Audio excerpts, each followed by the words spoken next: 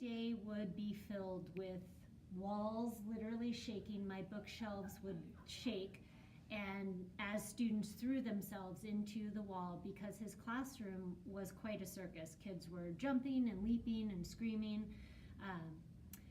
That contaminates not only that classroom, but it certainly interfered with what I was doing in the room. But more to the point, when those kids would leave the classroom and go to other places, they carried that behavior with them. It became a school-wide problem very quickly.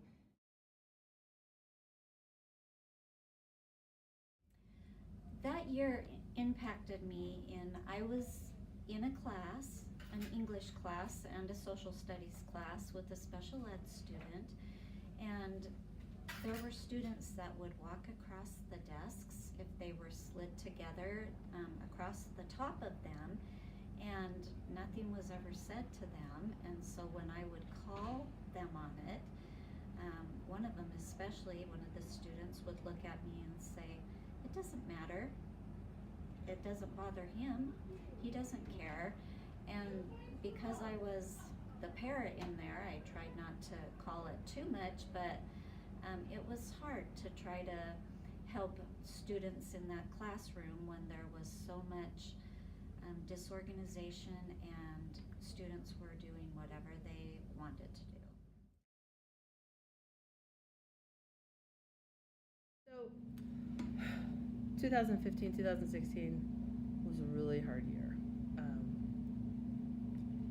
I think part of the issue is that we have a staff with very little turnover, and we had some new people that came in and didn't quite buy into everything that we believe in as a school.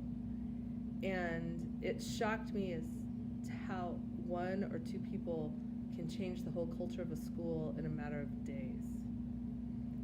And I think the hardest thing for me as a teacher was just the lack or the loss of respect for our community from kids in certain classes. And then that started to bleed into everybody's classroom, and it overall just really damaged our environment and our culture. It was really a sad thing to watch happen, because I've never witnessed that before. I've never been a part of that. And it took us a year to really gain back everything we lost in a few short days. And I'm not exaggerating, it just took days for that to happen. But I think we're back on the right track.